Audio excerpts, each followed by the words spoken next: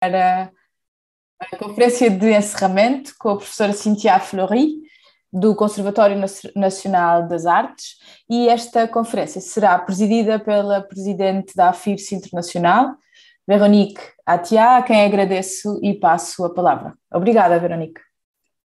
Merci beaucoup, Johanna, pour ce passage de relais.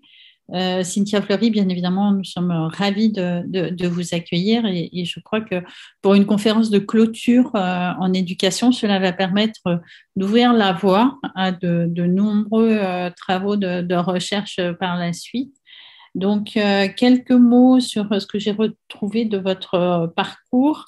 Donc, vous êtes philosophe avec une thèse de doctorat en philosophie, psychanalyste aussi en France. Vous êtes professeur titulaire d'une chaire Humanité et Santé au CNAM et professeur associé à Mines Paris Tech. Vous avez différentes chaires de philosophie, dont une à l'hôpital Sainte-Anne, qui est donc un CHU à Paris extrêmement important dans la partie psychiatrie, et vous êtes membre du conseil d'administration d'une ONG qui s'appelle Santé Diabète. Alors, vous avez un engagement qui est à la fois dans votre domaine d'expertise, de philosophie, qui est extrêmement fort, et aussi un engagement sociétal qui est fort à travers la participation ou la présidence de nombreuses structures. Vous êtes membre du comité consultatif national d'éthique et vous en êtes la plus jeune membre, je crois. Donc, il y a un moment donné où je ne le suis plus, hein, mais j'ai été sa plus jeune membre, oui. D'accord. Vous êtes membre de la cellule médico-psychologique du SAMU de Paris aussi. Là aussi, j'ai été, mais je ne suis plus. Vous écrivez très, très régulièrement, puisqu'on vous connaît bien à travers vos écrits réguliers dans la presse nationale française et aussi dans la presse hebdomadaire. Et je le disais, ce qui moi m'impressionnait beaucoup, c'est votre engagement politique aussi à travers la construction de réseaux comme le collectif Roosevelt et puis vos écrits majeurs sur lesquels le grand public vous connaît, sur reconquérir sur le courage en démocratie, sur le lien entre courage et démocratie, et puis aussi sur la dernière publication que j'ai de vous, mais peut-être que c'est pas la dernière, qui est sur guérir du ressentiment et qui est aussi peut-être un enjeu de démocratie. Et un enjeu d'éducation. Et un enjeu je vais faire mon propos aujourd'hui là-dessus. Bien évidemment. Donc, vous avez une bibliographie qui est extrêmement riche. Vous me direz comment vous faites pour avoir des journées de 36 heures, j'imagine. Et une contribution, ce qui est à la fois intéressant, c'est d'avoir à la fois une vraie recherche sur le contenu, sur les notions, donc ce qui, nous, comme chercheurs, nous interpelle directement, et en même temps cet enjeu sociétal sur la démocratie qui est extrêmement fort. Donc, nous vous écoutons avec beaucoup de plaisir et je pense que nous aurons de nombreuses questions à la suite. Merci à vous. Merci. Je vais partager mon écran. J'espère que ça va fonctionner. Vous allez me dire si ça marche. Toc. Voilà. Hop. Et voilà. Donc si vous ne m'arrêtez pas, c'est qu'a priori vous le voyez. Donc je vous ai proposé. Donc c'est vrai que c'est pas forcément exactement dans la continuité, mais malgré tout, oui, c'est un objet politique. Cette question de la sublimation, c'est un objet éducationnel et il est politique parce qu'il est éducationnel.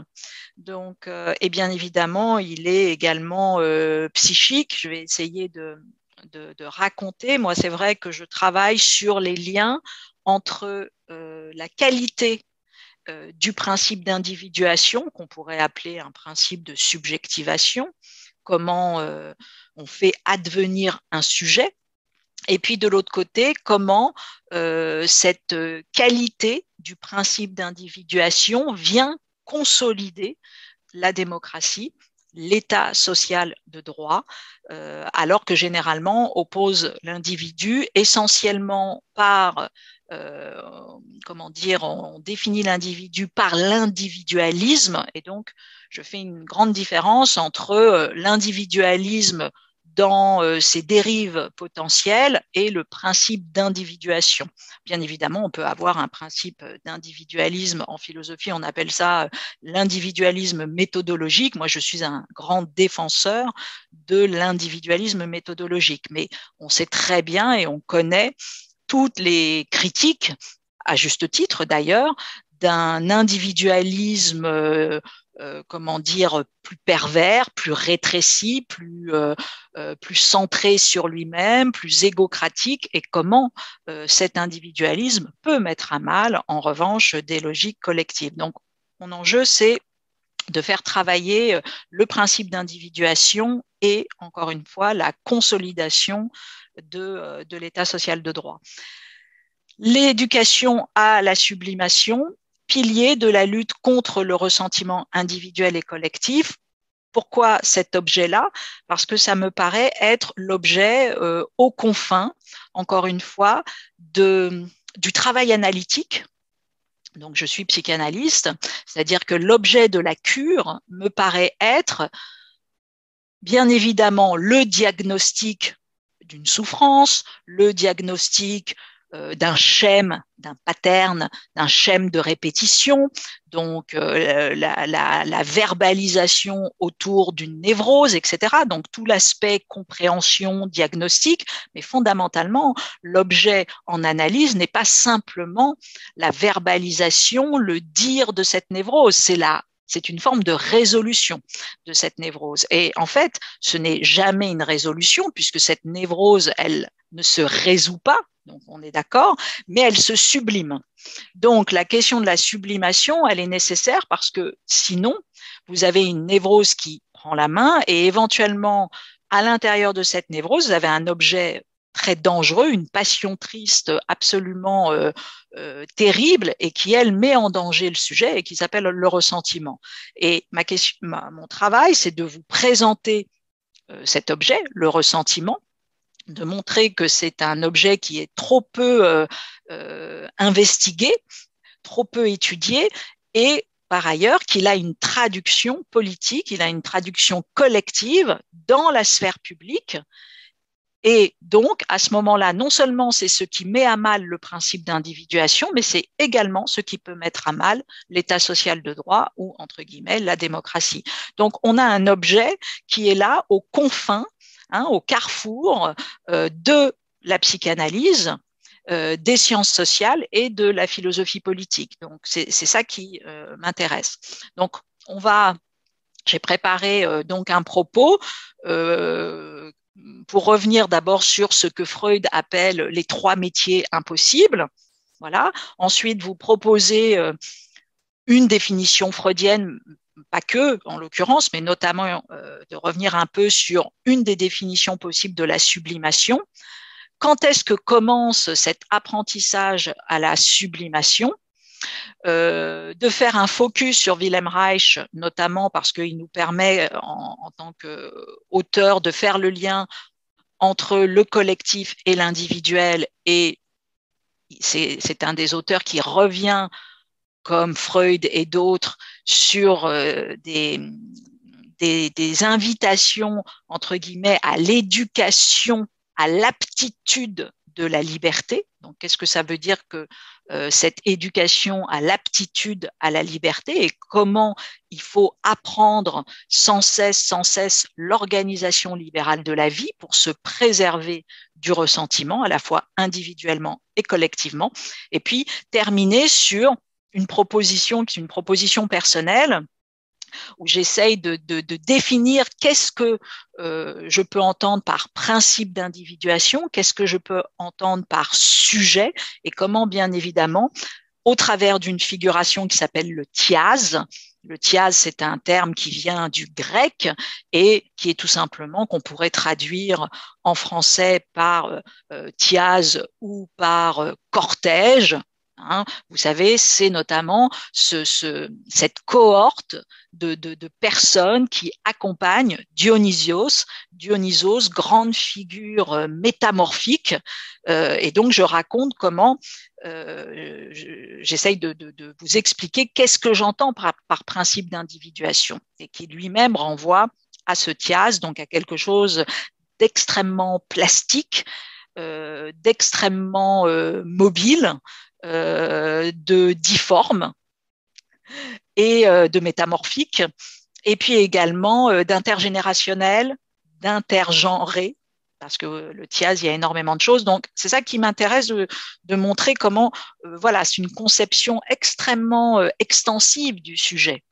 Et c'est cette conception extensive du sujet qui nous permet non pas du tout de basculer dans la toute-puissance, ce qui serait un ratage absolu de ma démonstration, mais au contraire, cette définition plus extensive, plus plastique du sujet nous permet de résister à la pulsion ou à la tentation ressentimiste. Alors, revenons malgré tout sur pourquoi je lis, comment dire, éducation, soins et gouvernement. Bah, tout simplement, c'est un des grands textes très très connus. C'est un texte testamentaire vers la fin de vie de Freud, l'analyse avec fin et l'analyse sans fin, et qui revient tout simplement de manière, comment dire, là je le dis de manière très schématique, qui revient sur est-ce qu'une analyse d'une certaine manière se termine, une analyse en psychanalyse. Mais dans ce texte, justement, Freud va dire, et je le cite, il semble presque canaliser soit le troisième de ces métiers impossibles, dans lesquels on peut effectivement inscrire les deux autres qui sont éduquer et gouverner. Donc Freud va poser qu'il y a trois métiers impossibles: gouverner, éduquer, soigner. J'ai ouvert lui dit analyser, mais on peut ouvrir à la question du soin, avec en plus aujourd'hui, je dirais, derrière la question du soin, toute la philosophie du soin, sous-entendu du care. On pourra en discuter éventuellement tout à l'heure, mais c'est pas neutre dans ce choix d'ouvrir un peu cette question. Mais qu'est-ce que je veux dire par là? C'est que, en fait, peut-être qu'il faut comprendre que éduquer et soigner sont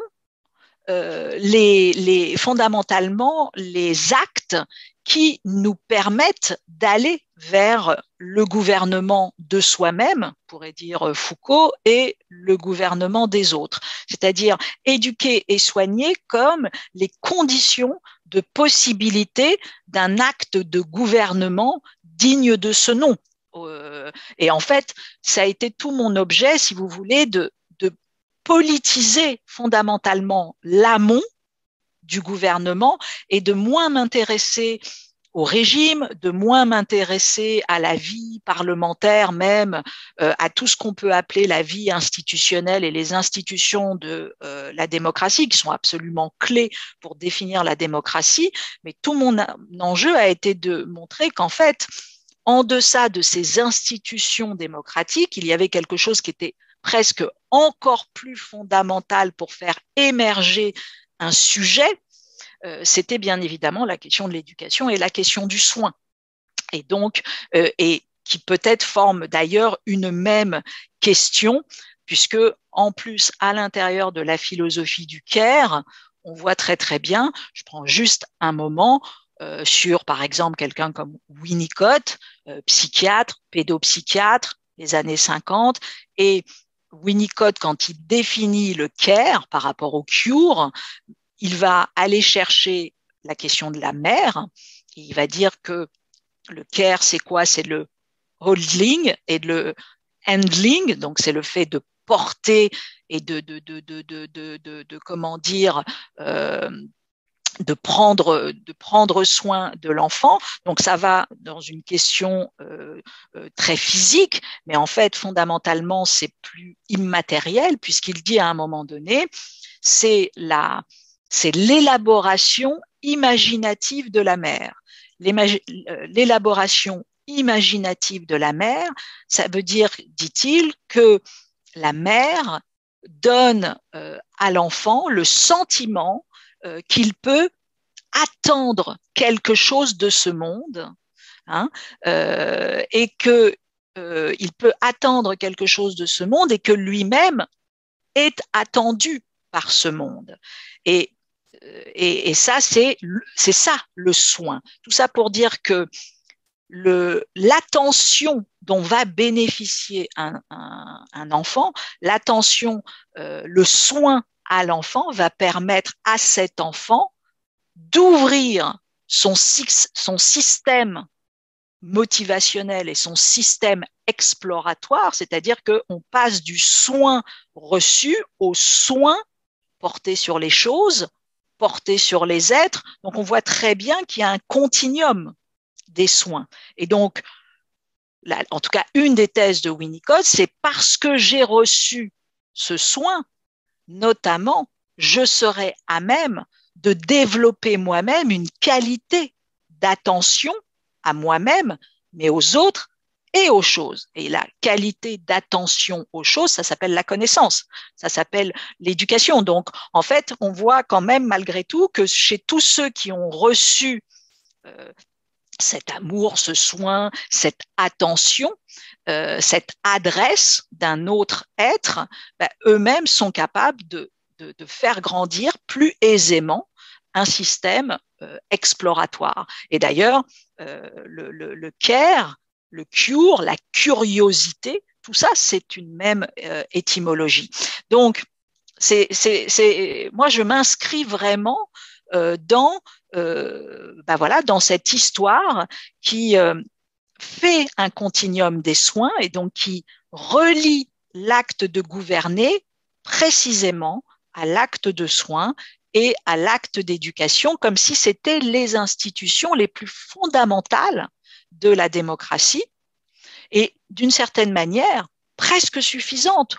Le gouvernement derrière étant peu de choses. Et en revanche, si le soin et l'éducation n'étant pas posés, le gouvernement étant quasiment impossible. Et on voit d'ailleurs qu'aujourd'hui, par des atteintes régulières sur le soin, sur le monde du soin et sur le monde de l'éducation, on a de l'autre côté ce que l'on appelle des sociétés ingouvernables, alors qu'elles ne sont pas nécessairement ingouvernables, mais on a sans doute détruit par le fait de ne pas produire un certain type, une qualité d'individuation, on produit un certain type de sujets qui eux-mêmes ne sont plus capables de désirer la démocratie et les formes démocratiques de gouvernement. En tout cas, c'est la proposition que je vous fais ici. Et une des propositions classiques de Freud, c'est de dire, en fait, pour qu'une subjectivation, pour qu'un sujet se dote d'une aptitude à la liberté, le terme aptitude à la liberté, c'est un terme qu'on trouve chez Wilhelm Reich, on va le voir plus loin, mais pour cette aptitude à la liberté, une des épreuves essentielles, c'est la sublimation. Alors, qu'est-ce que c'est que la sublimation? La sublimation, ça va être, on va le voir, non pas la liquidation durable d'une revendication pulsionnelle, mais le domptage. Donc, en fait, on ne fait pas disparaître les pulsions, mais on les dompte, on les diffère, on en fait quelque chose. On peut bien évidemment les refouler, mais tout l'enjeu, c'est à un moment donné d'en faire ce qu'on pourrait dire dans un autre type de langage, un levier capacitaire. Donc, la sublimation, dans ce texte-là, alors dans un autre texte qui s'appelle L'intérêt de la psychanalyse, 1913, la sublimation, elle est définie comme là, je lis, l'important intérêt de la psychanalyse pour la science de l'éducation se fonde sur un énoncé qui est parvenu à l'évidence, ne peut être un éducateur que celui qui peut se sentir de l'intérieur la vie psychique infantile. Donc, voilà, celui qui est un éducateur est celui qui sent de l'intérieur la vie psychique infantile. Et nous, adultes, dit-il, nous ne comprenons pas assez les enfants parce que très souvent, nous n'avons plus accès à cette enfance. Il parle même d'amnésie infantile. Donc, j'ai rappelé cette petite citation et un peu plus loin, il dit: une violente répression d'instincts puissants exercés de l'extérieur n'apporte jamais pour résultat l'extinction ou la domination de ceux-ci, mais occasionne un refoulement qui installe la proportion à entrer ultérieurement dans la névrose. La psychanalyse a souvent eu l'occasion d'apprendre à quel point la sévérité sans discernement de l'éducation participe à la production de la maladie nerveuse. C'est vrai, je fais une pause un instant, mais vous vous souvenez sans doute des travaux d'Alice Miller. Alice Miller a écrit quantité de livres, psychanalyste, c'est le mythe de l'enfant doué notamment, et puis d'autres ouvrages, mais c'est quelqu'un qui a défini ce qu'elle appelle la pédagogie noire. La pédagogie noire, vous savez, c'est cette fameuse vieille éducation patriarcale, autoritariste de c'est pour ton bien, et au nom de c'est pour ton bien, faire le mal. Donc, une forme de maltraitance qui peut arriver, mais c'est pour ton bien. Hein. Donc, on peut porter des coups, on peut humilier un enfant, mais de toute façon, c'est pour son bien. C'est parce que le monde est dur, c'est parce que lui-même doit comprendre ceci, etc. Bon. Donc, c'est quelqu'un qui a énormément déconstruit ce qu'elle a appelé la pédagogie noire. Donc, et c'était bien évidemment des années plus tard, après Freud. Je reviens ici, et donc, dans ce court extrait, Freud explique que voilà, il faut arrêter de faire, comment dire, une violente répression par l'extérieur des instincts. En fait, il faut éduquer l'enfant à sublimer ses pulsions.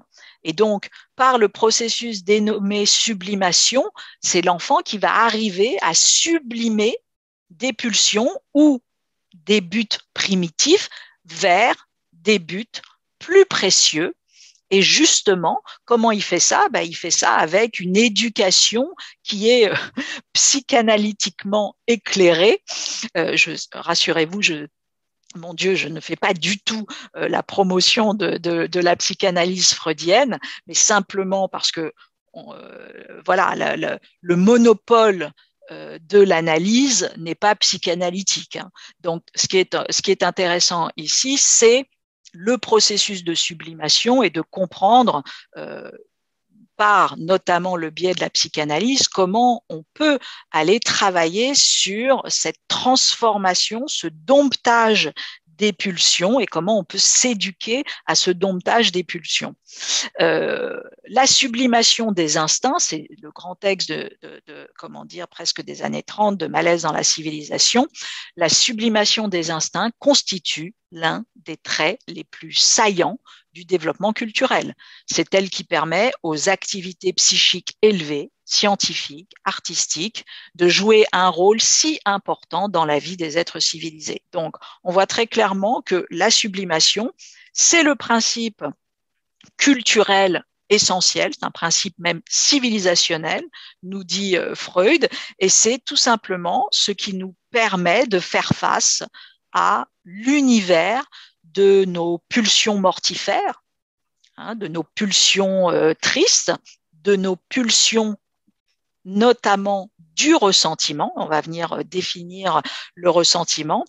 Et l'enjeu, c'est de montrer ici, par exemple, que on peut aller de l'individuel au collectif et que cet outil qui apparaît extrêmement individuel est aussi un outil que l'on utilise collectivement parce que les institutions culturelles, les institutions que sont l'école, les institutions que sont l'hôpital, toutes ces institutions, en fait, vont être des institutions qui vont nous permettre ou pas de sublimer.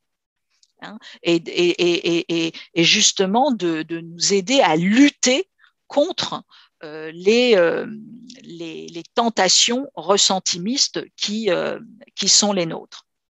Je reviendrai là, mais vous voyez que par exemple, d'emblée, Wilhelm Reich dit, et ça va être tout l'enjeu de Wilhelm Reich, de définir le fascisme. Alors on est dans les années 30, 1933, avec un texte effectivement dédié à la peste émotionnelle et à comment dire, la psychopathologie des foules et des masses. Je reviendrai plus tard, mais ce qui est intéressant chez Wilhelm Reich, c'est que le fascisme est défini moins comme moment historique et moins comme comment dire, un système qui naîtrait de la difficulté des conditions socio-économiques d'une société, mais au contraire, le fascisme est l'attitude émotionnelle fondamentale de l'homme opprimé par la civilisation machiniste, autoritaire, donc fondamentalement par un certain type d'éducation, un certain type culturel, le patriarcat, l'autoritarisme, etc. Et ce qu'il faut comprendre, c'est que le fascisme est d'abord un moment psychique avant d'être un moment historique, un moment entre guillemets de confrontation avec des difficultés socio-économiques, etc. Et c'est ce qu'il appelle héberger le fascisme dans son propre moi, le moi fasciste. Et le moi fasciste, c'est un enfant d'un certain type d'éducation. Hein, c'est ça qu'il faut comprendre, et bien sûr d'une absence d'analyse, etc. Alors, juste, je passe rapidement d'où vient la nécessité de la sublimation. Je passe rapidement parce que sinon, je ne vais pas y arriver et j'en suis à mon slide 3 et j'en ai 25. Donc, vous comprenez bien que, alors que j'ai quasiment fait la moitié de mon propos, donc je vais passer très, très vite là-dessus. J'ai, comme d'habitude, peu le sens des slides et du temps donné à chaque slide. Mais juste un point, c'est très compliqué de se dire, mais d'où vient, pourquoi nous avons cette tentation au ressentiment? Et il y a donc et comment nous pouvons avoir une aptitude à la sublimation. Et en fait, juste quand on regarde ces trois auteurs, Ferenczi, Rolland, Freud, qui disent sensiblement des choses différentes à des moments différents, ils rappellent, si vous voulez, qu'il y a chez l'homme ce que Ferenczi appelle la tendance régressive thalassale. Et qu'est-ce que ça veut dire? Ça veut dire qu'il y a des débuts terrestres, dit-il, de la vie organique et de la vie humaine. Bon, la vie océane, vous vous souvenez peut-être, c'est une correspondance plus tard de Romain Rolland à Sigmund Freud autour de ce qu'il appelle le sentiment océanique.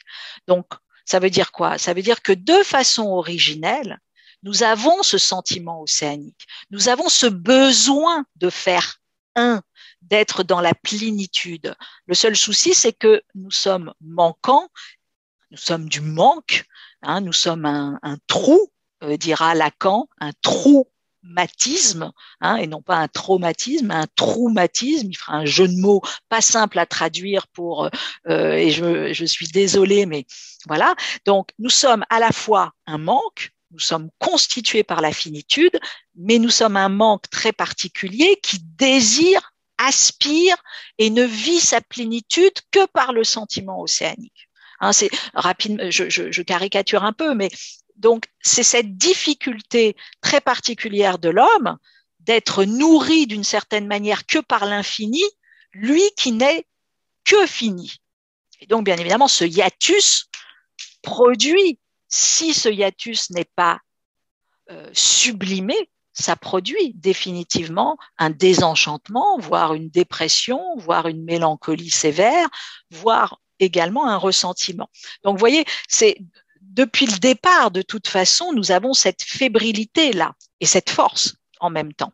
Donc, cette aptitude, elle est nécessaire parce que, en tout cas en psychanalyse, elle est expliquée par cette origine, ce destin inaugural de l'homme qui fait que, de toute façon, son premier outil pour traverser l'épreuve de l'humanité, ce sera la sublimation de sa finitude, la sublimation de son manque. Sinon, de toute façon, donc il n'y a même pas besoin, si vous voulez, de rencontrer plus tard les situations socio-économiques, la dureté de la vie, les autres. Non, de toute façon, dès le départ, ontologiquement, il y a cet enjeu. Alors, bien évidemment, si en plus, après, il y a toutes les difficultés que l'on connaît qui arrivent, bien évidemment, le ressentiment se structure. Je passe rapidement, je passe aussi là-dessus parce que sinon je n'y arriverai pas. Qu'est-ce que le ressentiment? Je vous mets juste Nietzsche et Scheler, qui sont deux des grands auteurs qui ont défini, bien sûr, le ressentiment. Nietzsche dans quasiment tous ses ouvrages, Scheler dans L'homme du ressentiment, 1912. C'est un auto-empoisonnement, dit Max Scheler. C'est une déformation plus ou moins permanente du sens des valeurs et de la faculté de jugement. C'est toujours une opération de déresponsabilisation. Je suis victime, je ne suis pas responsable. Voilà, j'explique toujours l'insuffisance du monde, non pas par moi, mais bien évidemment tout ce qui peut se passer de l'extérieur, et je vais produire petit à petit, par rumination, par colère, par envie. C'est parce que la colère et l'envie, nous connaissons tous ça, mais nous traversons. Le ressentiment, c'est le fait de s'ancrer, d'être piégé. C'est pour ça que Nietzsche parle d'une araignée, d'une intoxication. Et à ce moment-là, quand vous êtes piégé, vous êtes en boucle sur ce ressentiment, à ce moment-là, votre faculté de jugement, elle est atteinte et vous n'êtes capable que de projeter sur l'extérieur du dénigrement. Or, le problème, c'est qu'on ne peut pas se nourrir du dénigrement et la seule manière, c'est quoi? En fait, il y a deux chemins qui se mettent en place. Quand on produit sur l'extérieur sans cesse du dénigrement, soit en retour, on va tout simplement déprimer, devenir dépressif, se replier sur soi, etc., pourrir, voilà. Soit par réaction à ça, on va produire une haine de l'autre et de la stigmatisation de l'autre et désigner l'autre comme le bourreau et donc se définir comme victime. Mais il y a essentiellement deux chemins. Soit c'est ce qu'on appelle le passage à l'acte contre soi-même, soit c'est le passage à l'acte contre les autres. Donc, le Groll, dit Scheler, voilà, indique cette exaspération obscure, grondante, contenue, et qui petit à petit engendre cette rumination de haine et une projection, comme ça, le seul rapport au monde devient un rapport d'hostilité. Seule manière de résister à ce Groll, c'est bien évidemment d'affronter un regard de vérité sur cette rumination, d'abord de le reconnaître, de ne pas être dans le déni de cela, et à un moment donné de produire justement une sublimation en tout simplement en produisant, en utilisant cette matière noire, si l'on peut dire, en comprenant que il faut en faire une création, une sublimation, il faut sortir de ce seul espace-temps qui est proposé, etc. Et ça, c'est généralement encore une fois, par la culture, par ça peut être par le fait de faire des enfants. Hein. Donc la sublimation, c'est quantité de choses, mais c'est ce qui nous permet, si vous voulez, de nous extraire d'une prison mentale. Et bien évidemment, un des premiers outils pour s'éduquer à la sublimation, dit Freud, c'est la culture. C'est la littérature, c'est les arts, Voilà, c'est tout ce qui fait que, et bien évidemment, ce sont les tiers résiliences, c'est l'admiration portée à un professeur, c'est ce qu'on appelle aussi le transfert, c'est-à-dire le fait d'être nourri par un tiers résilient, hein, une personne tierce résiliente, etc., etc. Donc, je passe sur comment dire je passe un petit peu sur le ressentiment. Juste dire un point, c'est pourquoi le ressentiment aujourd'hui est un objet si présent dans notre monde, parce que nous voyons que nous avons des nouveaux visages de ce que l'on appelle la réification, la chosification. La réification, c'est quoi? C'est tout simplement le fait qu'un sujet ne se sent pas sujet. Un sujet se sent être un instrument, se sent être une chose, se sent être une marchandise, se sent être interchangeable, remplaçable, déclassé, perdant, invisible, inutile, surnuméraire, offensé, méprisé, humilié. Vous utilisez, j'ai mis quelques terminologies aujourd'hui parce qu'elles sont multiples et elles n'ont rien de franco-français, c'est dans l'Europe, c'est bien évidemment à l'international. On voit comme ça partout des sujets qui se sentent réifiés, qui se sentent humiliés, en tout cas qui se définissent comme ça, donc qui sont touchés par le ressentiment. Et parce qu'ils sont touchés par le ressentiment, la traduction politique de ce sentiment-là, de ce ressentiment, la traduction politique va être véritablement le désir d'un régime autoritaire, la boucle émissarisation, c'est-à-dire la désignation de bouc émissaire, et directement, un être qui éprouve le ressentiment n'est plus à même de désirer la démocratie comme objet de régulation. Au contraire, il va désavouer la démocratie. Il va désavouer l'état social de droit en considérant que cette démocratie est indigne, voilà, et il va rêver, fantasmer un régime autoritariste comme une sorte de super-moi.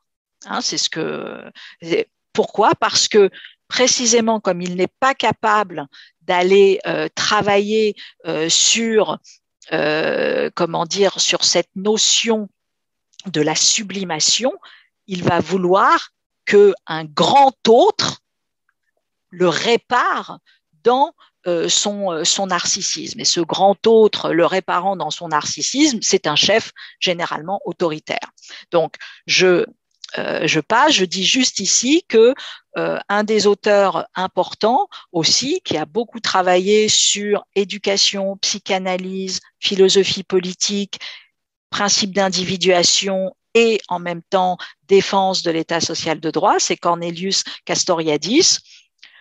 Toute la question est de savoir si l'individu a pu, par un heureux hasard ou par le type de société dans lequel il vivait, établir un tel rapport ou s'il a pu modifier ce rapport de manière à ne pas prendre ses fantasmes pour la réalité.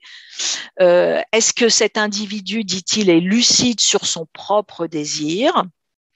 Et la phrase importante qu'il faut comprendre ici, c'est que un individu, en fait, s'il est dans le ressentiment, il se trouve exproprié par lui-même de lui-même. Donc, ça veut dire quoi? C'est que le ressentiment est en fait une puissance d'aliénation de l'individu.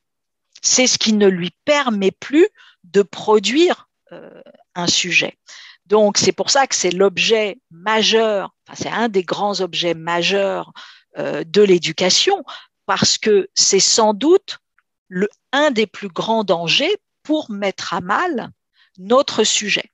Nous ne résisterons pas, nous les individus, à un ressentiment totalement déployé. C'est pas possible. Donc, il faut sans cesse que notre éducation nous permette de produire des outils de canalisation de ce ressentiment. Alors, ça commence très tôt, bien évidemment, avec l'apprentissage de la frustration. Bien sûr, la psychanalyse nous enseigne ça. Mais tout au fil du temps, tout l'enjeu va être de comprendre comment s'éduquer et transformer la frustration. C'est bien évidemment non pas renoncer et accepter l'ordre des choses, c'est pas ça, mais c'est au contraire sublimer, créer, non pas accepter l'ordre des choses, mais psychiquement créer un espace où je ne suis pas aliéné à cet ordre des choses. Et donc, on voit que véritablement, ce que j'essaye de vous dire ici, c'est que voilà, sans cesse, nous avons, il ne s'agit pas du tout d'abandonner la politique au sens de lutte, de manifestation, de militantisme. Bien au contraire. Mais il s'agit en revanche de comprendre que le ressentiment n'est pas le véritable moteur de l'histoire progressiste, mais au contraire, que le ressentiment, qui arrive très souvent, est un des grands moteurs de l'histoire réactionnaire, et que tout l'enjeu, c'est que plus on va s'éduquer, plus on va éduquer les sujets que nous sommes à des capacités de sublimation, et notamment de sublimation de la frustration, plus nous serons à même de produire des gestes politiques dignes de ce nom et capables de consolider la démocratie. Juste un point ici sur le fait que le fascisme est d'abord un moment psychique avant d'être un moment historique ou socio-économique. Donc, le texte de Wilhelm Reich, 1933, La psychologie de masse du fascisme, et qui rappelle à quel point, justement, un individu qui n'est pas capable, qui ne s'éduque pas depuis l'enfance à ce qu'il appelle l'économie libidinale, c'est-à-dire, en somme, comment par nos institutions, nous allons aider à l'organisation libérale de la vie, c'est-à-dire nous aider en fait à nous séparer, nous aider à ne plus être dans ce besoin de protection qui est un besoin primaire, besoin de protection qui est un besoin d'enfant d'une certaine manière, comment par une éducation à la séparation, comment par une éducation effectivement à la non-régression, à la confrontation avec un certain type de réalité, avec le fait encore une fois, de dépasser ces peurs. Donc, il s'agit donc de découvrir les fonctions énergétiques qui elles-mêmes, conditionnées par l'éducation et l'atmosphère sociale, transforment les structures humaines à tel point que peuvent se développer des tendances d'un caractère aussi réactionnaire et irrationnel que les individus, ou au contraire, être à même d'aller vers une aptitude à la liberté.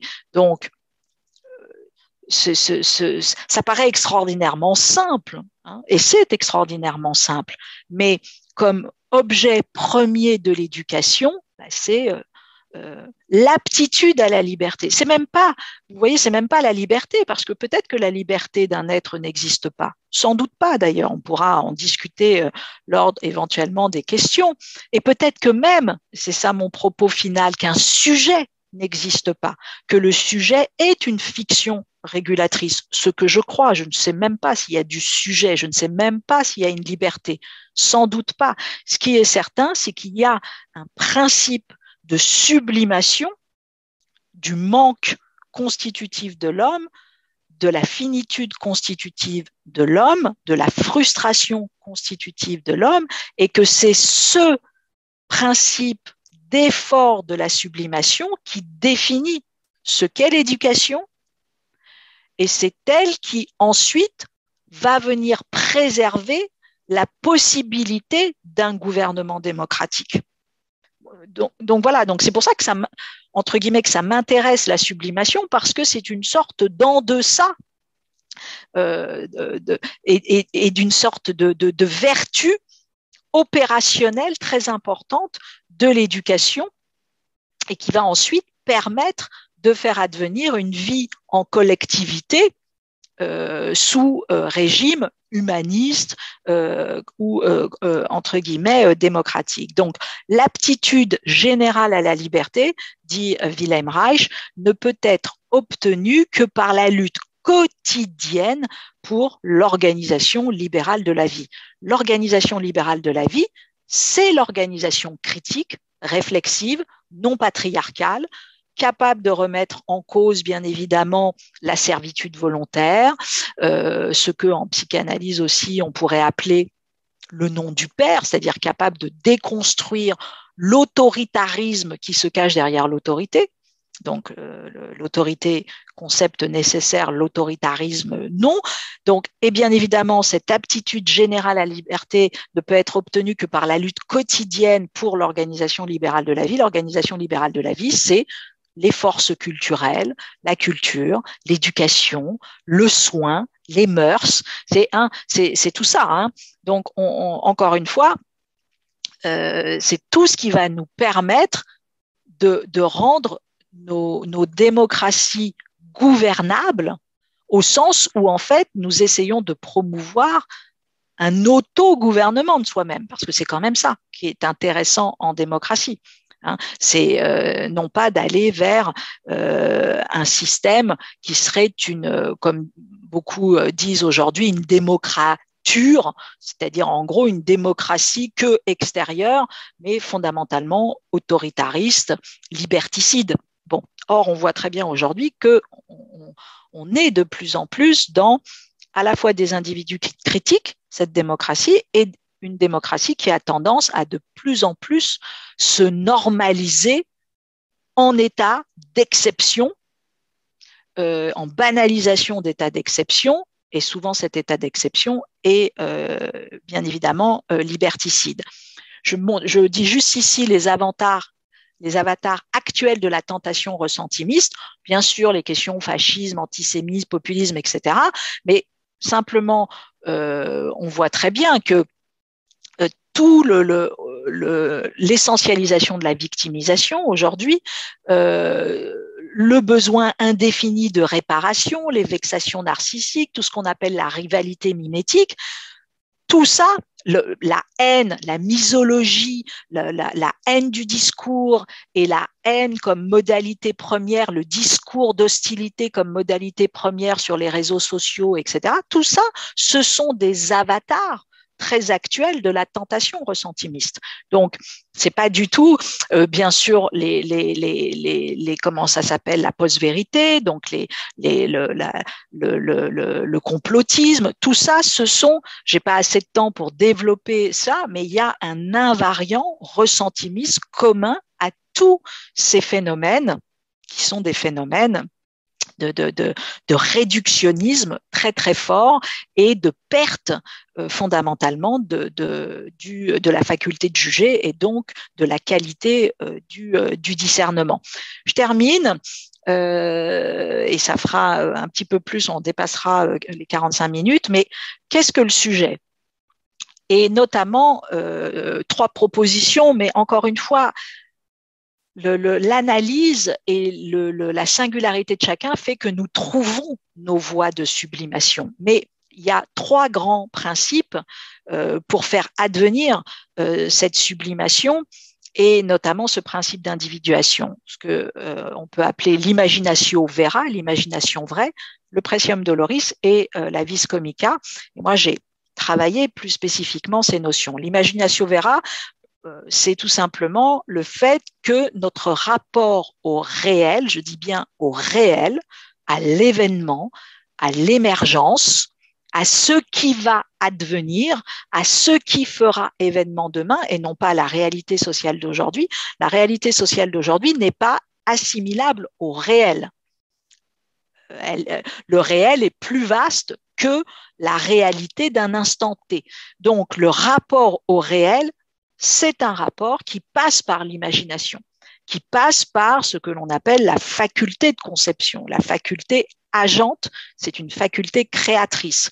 Et l'imaginatio vera, qui est un vieux concept de la Renaissance et même avant, de Paracels, et puis qui a été porté par quantité d'auteurs, c'est de dire que notre premier rapport au monde est un rapport par la conception agente et non pas par l'imaginaire au sens de fuite, etc., mais que nous faisons advenir le réel par le fait de simplement de pouvoir l'inventer. Donc, notre rapport au réel n'est pas un rapport de soumission. Notre rapport à la réalité sociale peut être un rapport de soumission.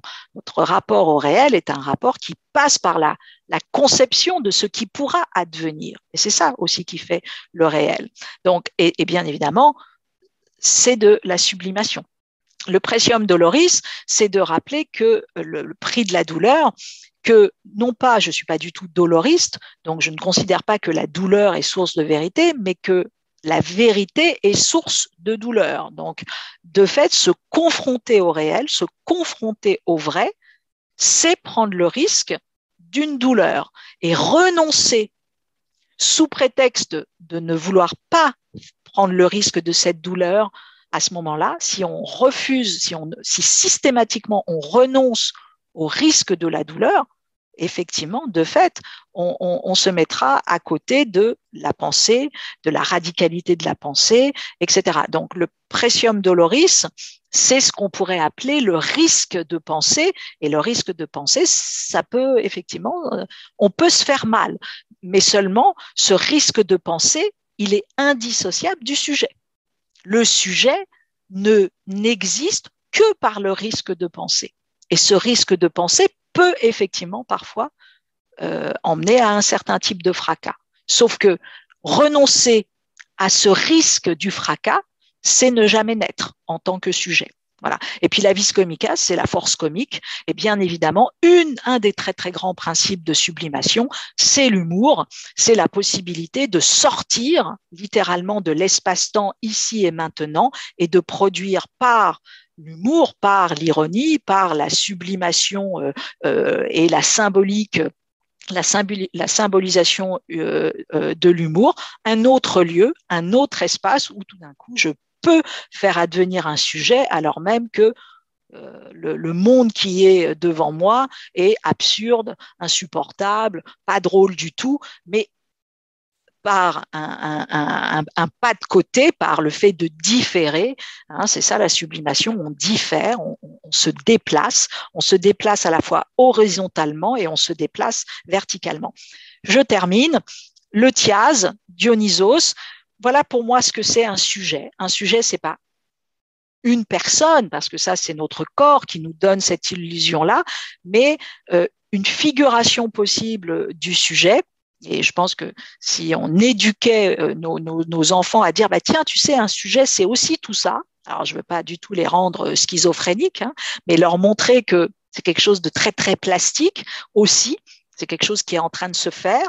Et Dionysos, vous savez, donc Dionysos et son cortège, si vous vous souvenez, dans ce cortège, il y a des vieux, des jeunes, il y a des animaux, il y a des nymphes, il y a des silènes, il y a des faunes, enfin il y a quantité de personnages difformes. C'est une immense chaîne, je l'ai mis, c'est la chaîne des difformes, de la vieillesse, de la jeunesse. C'est la chaîne dont on ne veut pas parce qu'ils sont quand même pas très beaux tous. Ils sont tout le contraire de la normalisation, c'est tous des difformes, etc. Ils dansent, ils avancent comme ça, ils sont démembrés. Dionysos étant une figure métamorphique, je ne vais pas rentrer dans le mythe de Dionysos, mais c'est du démembrement. Et c'est, voilà, en gros, c'est de dire, bah, le sujet, c'est tout ça. Hein, c'est l'histoire de nos parents.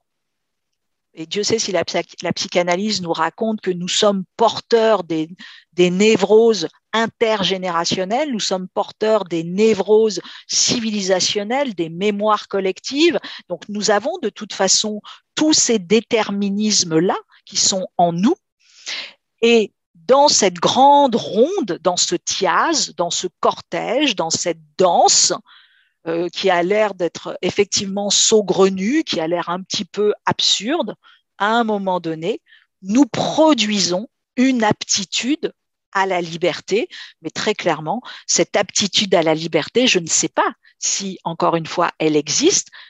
En revanche, ce que je sais, c'est qu'elle est le signe de la capacité de sublimation d'un sujet et que par cette sublimation d'un sujet, à ce moment de la sublimation, le sujet est libre. Voilà, c'était un petit peu, j'espère que c'était pas trop confus, trop compliqué, trop compliqué au sens où je suis passée un peu vite pour la personne qui a eu la gentillesse de traduire. Donc voilà un petit peu la proposition avec laquelle je voulais discuter avec vous aujourd'hui sur les termes de l'éducation, de la sublimation et puis de bien évidemment comment toute cette histoire-là n'est pas que individuelle, mais comment ensuite elle rejaillit sur la société que nous construisons ensemble. Merci beaucoup pour cette présentation extrêmement riche et dense. Et je crois, j'ai pas vu de questions dans la petite icône questions. Est-ce que parmi les panélistes, il y a des questions? Pas encore. Je vais ouvrir la voie alors. J'ai beaucoup de questions. Je vais essayer de me concentrer sur les plus importantes. J'en ai une sur le langage. Oui. J'ai l'impression que tout ce que vous dites porte sur le langage, peut-être le regard aussi, de regarder dans les yeux de l'autre, je ne sais pas. Mais l'éducation, elle ne porte pas que sur le langage et dans ses outils et dans ses finalités. Et donc, quelle est cette représentation du langage Alors, pour vous répondre, non. Si vous vous souvenez, je suis passée un petit peu vite au départ sur Winnicott, ouais. Mais ça me paraît important dans votre question parce que l'aptitude à la sublimation, elle commence dans le soin. Donc, le soin, c'est ça. C'est ça. Et chez Winnicott, c'est ce qu'il appelle la fonction phorique de phorein en grec, porter. Donc là, il y a même pas de langage à ce moment-là. Même si Winnicott dit par le regard, la mère regarde, la mère souffle sur le front de l'enfant, lui fait des bisous, lui dit ouh, ouh, ouh, ouh, et commence à lui parler, etc. Mais tout ça, ça forme un soin qui déjà est ce qui permettra la sublimation plus tard. Très clairement, en tout cas chez Winnicott, très clairement, puisque ça va se met en place tout simplement ce que Winnicott appelle toutes les premières résistances de ce qui va permettre à l'enfant de ne pas se sentir morcelé, hein, de tout d'un coup commencer à faire corps avec lui, à devenir un principe d'individuation, et ça lui permettra plus tard, dit-il, d'explorer le monde vaguement serein, etc. Donc, la sublimation par le langage, etc. Voilà, non, ça commence de façon très basique, très corporelle, très incorporée même. En revanche, oui, après, il y a quantité d'autres moments dans la vie qui passent notamment par le langage. Et on voit très bien que très souvent, les êtres qui sont dans le ressentiment ont très souvent très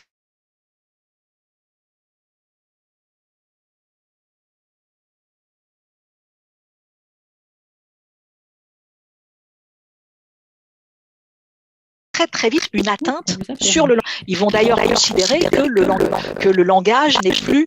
Ah, mince, vous m'avez perdu. Oui, c'est bon là, ça y est, on vous a retrouvé, mais ça a un petit peu sauté. Ah, je suis désolée. Bon, en tout cas, j'espère que vous m'avez eu sur Winnicott, et je disais simplement que ensuite, par le langage, c'est vrai que très souvent, les êtres atteints par le ressentiment vont dénoncer, à juste titre d'ailleurs, le fait que le langage ne vaut plus rien. Qu'il y a une désubstantialisation du langage. Et très souvent, ils n'ont plus confiance. Et d'ailleurs, c'est ce qu'il y a aujourd'hui. On voit très bien qu'il y a une atteinte sur le langage, encore une fois à juste titre, parce que je ne vais pas rentrer là-dedans de façon politique. Mais donc, Donc voilà, donc non, ce n'est pas que le langage. Et très souvent, je vous dis, on va restaurer un lien avec un individu qui est atteint par le ressentiment, souvent pas nécessairement par la rationalisation et par le langage. Non, on va souvent éventuellement restaurer un lien par le soin, donc par des choses qui ne passent pas par le langage ou par la verbalisation, etc., mais qui repassent par le foreign, par le fait de contenir, de porter. Je ne sais pas si voilà, je suis claire. Oui, oui, tout à fait. Est-ce que j'ai le temps pour une seconde question? Oui? Oui.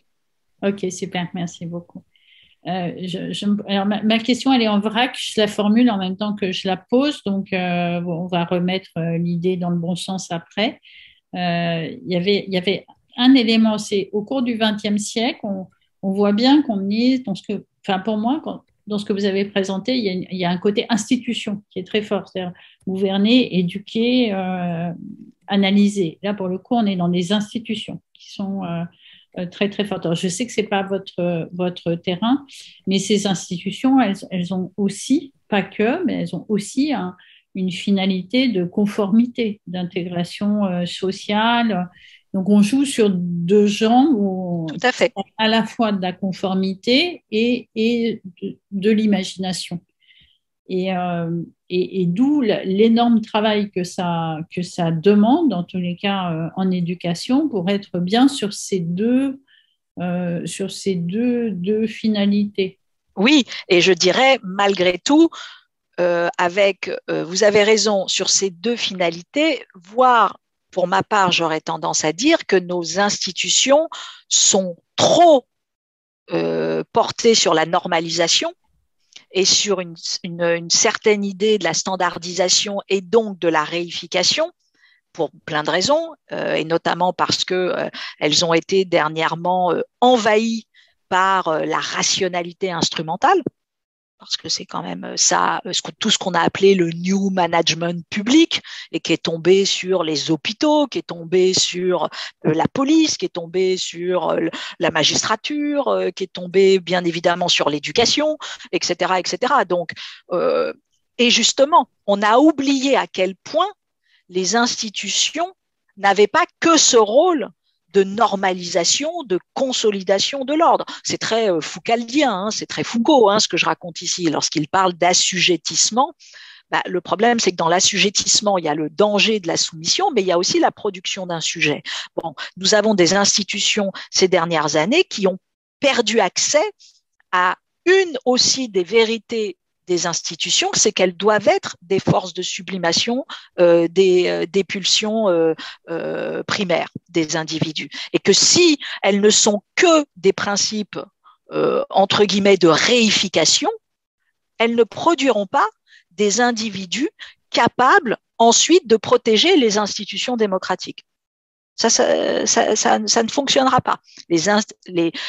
Parce que se produira tout simplement une rupture de confiance, et ces individus, à un moment donné, se transforment, seront dans un rejet, une binarisation, et destitueront les institutions dites démocratiques, et bien évidemment très souvent par un fantasme et un délire autoritariste, encore une fois, etc. Bon, et après, éventuellement, on retombera, on refera cycle et on de nouveau se reproduira, etc. Mais donc, malgré tout, c'était intéressant de faire revenir les institutions, un terme qui, comme vous l'avez dit, est très politique, très nomenclature, enfin, etc., de lui dire, mais vous savez, vous avez quelque chose à voir avec la sublimation. Et dire quoi? Mais jamais de la vie. Nous, on a à voir avec l'administration, on a à voir avec. Et moi, tout mon enjeu, c'était de dire non, les institutions, quelles qu'elles soient, et je vais vous donner juste un exemple, les institutions, quelles qu'elles soient, ont à faire avec le soin, la sublimation, etc., et donc la capacité de venir accompagner à un moment donné un sujet. Je donne juste un exemple. C'est un exemple que je donne souvent, mais parce qu'il est très frappant. Et j'en ai d'autres avec l'école, bien évidemment, mais je prends l'endroit vraiment de, entre guillemets, pas très sexy, les impôts. Donc vraiment l'administration des impôts. L'administration des impôts, d'emblée, vous ne pensez pas qu'elle a à voir tout de suite avec le soin et avec la sublimation. C'est un peu contre-intuitif.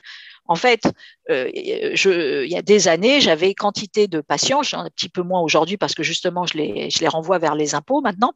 J'avais une quantité de patients qui étaient atteints du syndrome de Diogène, qui étaient atteints de phobie administrative, etc. C'est un des points essentiels à un moment donné, d'une situation phobique, psychotique, etc. Je rentre pas dans le détail. Et donc, ils venaient en séance à un moment donné. Je leur avais dit, venez avec tous les papiers, puisque ils ne sont plus capables, si vous voulez, d'ouvrir les papiers, d'ouvrir les lettres, de classer les choses. C'est fini. On ne peut plus. Or, ils ne sont pas contre la démocratie, du tout. Ils aimeraient bien. Ils n'en ont plus la possibilité. Mais moi, je me retrouvais en séance à faire ce travail-là. À un moment donné, je me suis dit, ça suffit. J'y connais rien. Je sais pas l'administration, je sais pas faire, etc. Donc, on va perdre un temps infini. Je prends mon téléphone, j'appelle les services des impôts en leur disant, voilà, moi, j'ai besoin de vous. J'ai besoin de vous envoyer des patients avec tout leur bordel, pardonnez-moi ce mot terrible, pour que vous les preniez avec le tout, etc. Et c'est ce qu'ils ont fait. Donc, et à ce moment-là, on a pu rattraper ces sujets. Bien évidemment, ça n'est possible que si tout d'un coup, les administrations ne se mettent plus exactement au même endroit. Si à ce moment-là, les administrations ne se mettent que dans des endroits de catégorisation, de standardisation, de c'est comme ça et pas autrement, c'est fini. C'est plus possible. Et de j'ai pas le temps, c'est pas possible. Si tout d'un coup les administrations disent nous sommes en démocratie et c'est éventuellement possible d'accueillir un certain type de vulnérabilité et à un moment donné d'en faire un levier capacitaire, etc. À ce moment-là, on recrée un consentement à l'impôt possible, un individu qui va retrouver petit à petit une certaine citoyenneté fiscale, etc., etc. Donc voilà donc c'est vrai que c'est une autre manière de voir les choses. Moi, mon travail, c'est d'emmener notamment les institutions vers ce tropisme-là,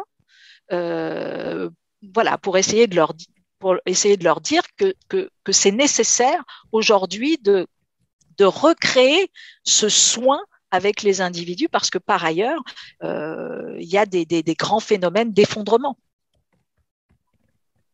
Très bien, merci beaucoup. Je pense que je vais vous repasser la parole, Carmen, Johanna. Merci beaucoup, Cynthia. Merci beaucoup, Véronique. J'ai aussi beaucoup de questions, mais il ne nous reste pas plus de temps. Oui. On va continuer pour faire la session des questions. Et après, on vous invite pour rester un petit peu parce qu'on finira avec un petit moment culturel. Écoutez, je vous salue en tout cas et j'ai été très heureuse de voir vos visages par Zoom et j'espère très sincèrement un jour vous rencontrer de visu. Je maîtrise pas du tout la langue portugaise, hélas, mais voilà. Mais j'espère vraiment un jour avoir la chance de vous rencontrer et d'échanger avec vous tous. Et je vous remercie encore pour votre accueil et votre écoute. Merci beaucoup, Cynthia. Si vous voulez rester avec nous, il y a ici en bas une boule, ça paraît Le Monde, où il est possible de changer de chaîne pour le français, pour la langue d'accord, française. Très bien. Et donc, vous pouvez nous écouter et comprendre. Très bien. Je vous remercie et je vous salue. Merci beaucoup et j'espère qu'un jour, nous pouvons avoir la possibilité de discuter en présentiel.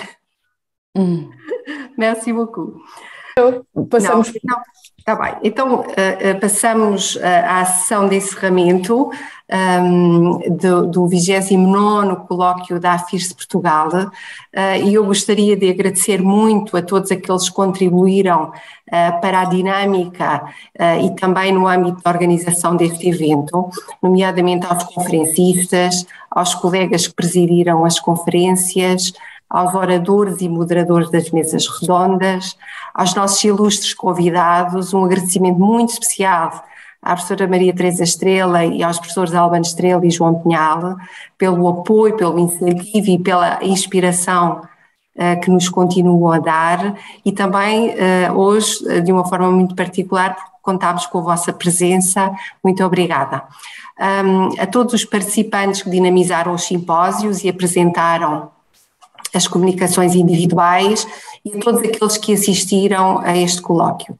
Mas também um agradecimento muito especial a todos os voluntários, estudantes, de uma forma muito dedicada a assegurar a gestão dos simpósios e dos ateliês ao longo deste processo, mas também a muitas outras tarefas de natureza administrativa que são fundamentais neste processo. Um agradecimento também muito especial às tradutoras, Teresa Estrela e Filomena Costa, neste trabalho sempre muito difícil. A Rita Faria, também pela disponibilidade e pelo empenho e pelo esforço no secretariado. Aos responsáveis e aos profissionais do Instituto de Educação da Universidade de Lisboa, pelo apoio que nos deram na realização deste evento, e um cumprimento também muito especial a todos os colegas da comissão organizadora do evento e da direção da AFIRS de Portugal. O próximo colóquio da AFIRS de Portugal realizar-se-á no final de janeiro, início de fevereiro de 2023, e terá como temática os espaços educativos, políticas, atores e aprendizagens. Nós contamos com a vossa presença e esperamos também que seja possível que que este colóquio se realize já em formato presencial. Encerramos este colóquio dedicado à temática da educação e dos desafios da sociedade contemporânea com uma mensagem de esperança e de incentivo, apelando ao papel que cada um de nós tem enquanto educador, professor, investigador, cidadão, do ponto de vista individual e coletivo, na construção do presente, porque o futuro projeta-nos para a frente, mas descuidamos-nos com muita frequência quando pensamos demasiado no futuro, e a nossa sociedade tem esse problema de dilatar o futuro e de contrair o presente, e portanto a mensagem que vos deixo hoje aqui de esperança é de investirmos mais nesta dilatação do presente, um foco maior no presente, para criar aquilo que Paulo Freire designava já nos anos 60 e 70 de inéditos viáveis, no sentido de construirmos uma sociedade mais sustentável, mais justa, e em que o ser humano possa, de uma forma mais harmoniosa, viver consigo próprio, com os outros e com o planeta. Fiquem bem e muito obrigada.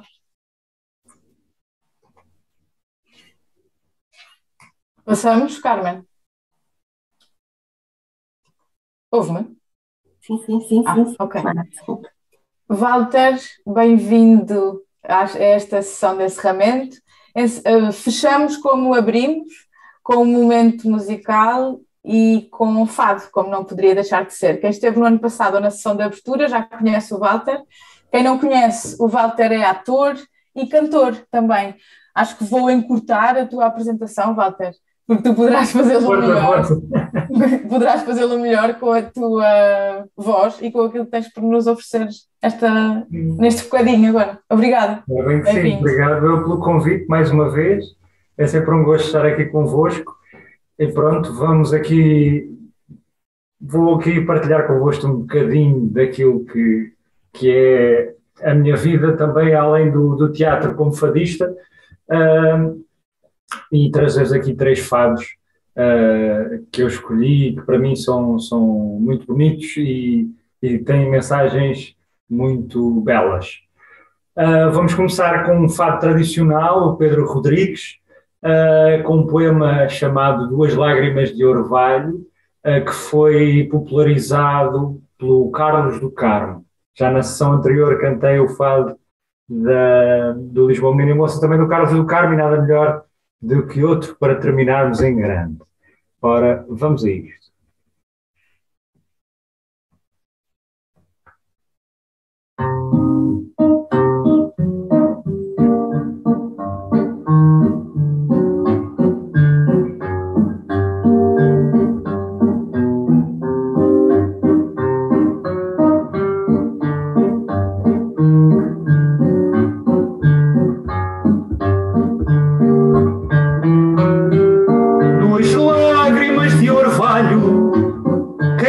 minhas mãos quando te afaguei o rosto. Pobre de mim, pouco valho para te acudir na desgraça, para te valer no desgosto. Pobre de mim, pouco valho para te valer na desgraça, para te acudir no desgosto. Porque choras, não me dizes, não é preciso dizê-lo, não dizes, eu adivinho. Os amantes infelizes deveriam ter coragem para mudar de caminho. Os amantes infelizes deveriam ter coragem para mudar de caminho.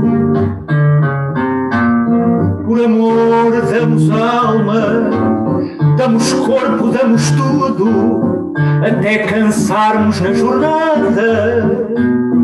Mas quando a vida se acaba, o que era amor é saudade, e a vida já não é nada.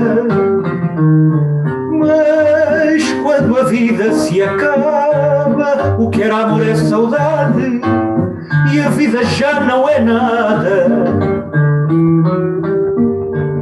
Se estás a tempo, recua, amordaça o coração, mata o passado e sorri. Mas se não estás, continua. Disse-me isto minha mãe ao ver-me chorar por ti. Mas se não estás, continua. Disse-me isto minha mãe ao ver-me chorar por ti.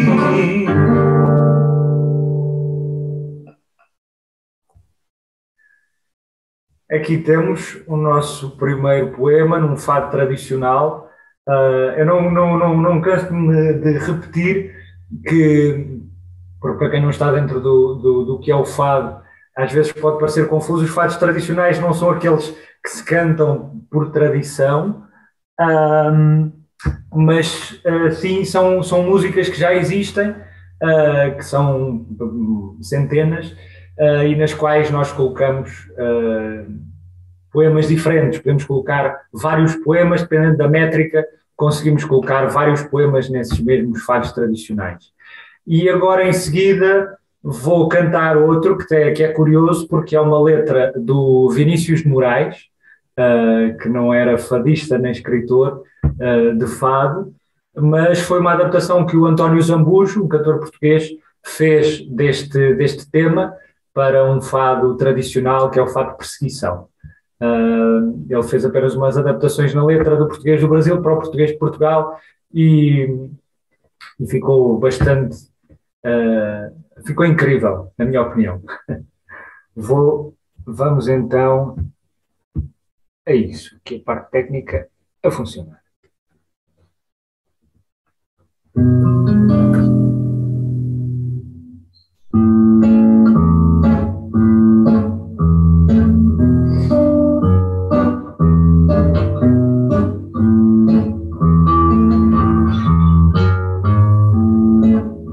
Meu amor, não vás embora, vê a vida como chora, como é triste esta canção. Não eu peço, não te ausentes, pois a dor que agora sentes só se esquece no perdão. Oh, minha amada, perdoa, pois embora ainda doa a tristeza que eu causei. Não eu peço, não destruas tantas coisas que são tuas por um mal que já paguei.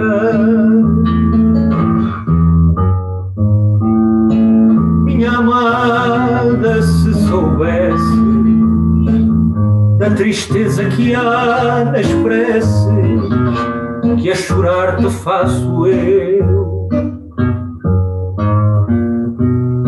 Se soubesses num momento todo o arrependimento, como tudo entristeceu.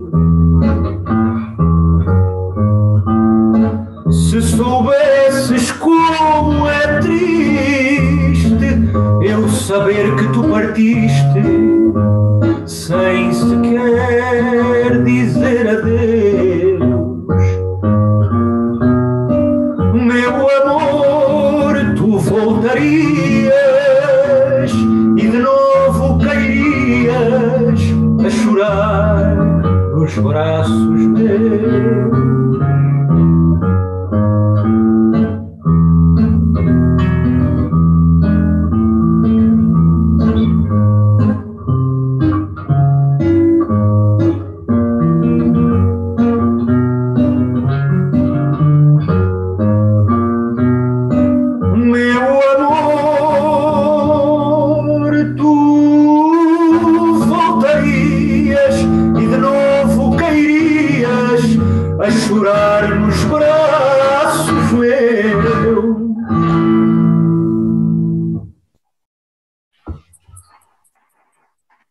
Pausa, obrigado.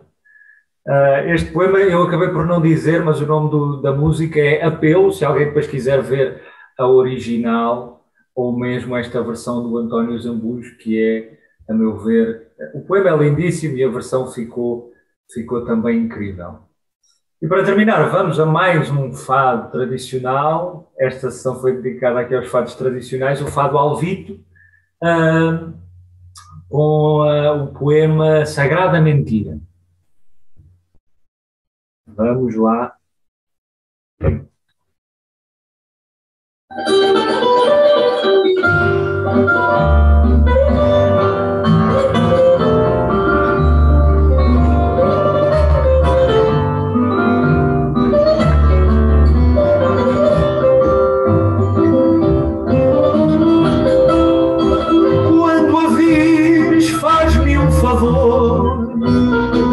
Diz-lhe que nunca amei, que pode andar à vontade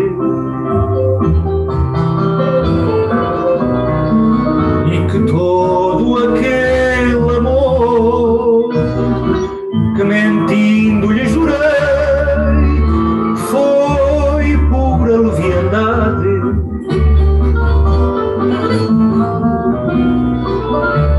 Todo aquele amor que mentindo lhe jurei foi pura leviandade. Diz-lhe mais que o meu sorriso com que ela julgava preso o meu coração ao seu. Muita vez me foi preciso para mascarar o desprezo que em minha alma viveu. Muita vez me foi preciso para mascarar o desprezo que em minha alma viveu.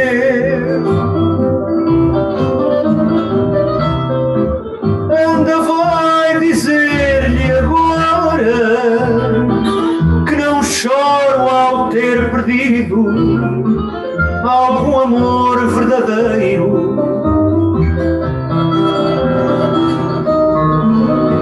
A minha revolta mora na razão de não ter sido eu a deixá-la primeiro.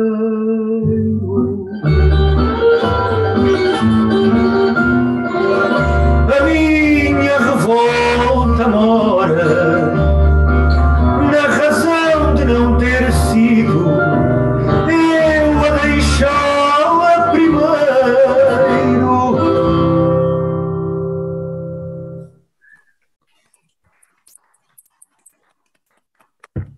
Muito obrigado. Obrigada a nós, Walter. Espero Obrigada. que tenha corrido bem, espero que o colóquio tenha corrido lindamente e que estes momentos de fado tenham alegrado, mais que não seja, um bocadinho o vosso dia. Absolutamente. Muito obrigada e obrigada em particular. Quer dizer, é muito pessoal, mas por esta escolha, pela escolha destes últimos 3 fados. Obrigada. Ora essa. Obrigada. Foi um prazer. Obrigado. Obrigada, até já. Carmen. Muito obrigada a todos e boa tarde. Até breve, esperamos nós. Até para o ano, para alguns. E finalizamos aqui o nosso colóquio. Muito bem. Muito obrigada a todos. Até breve.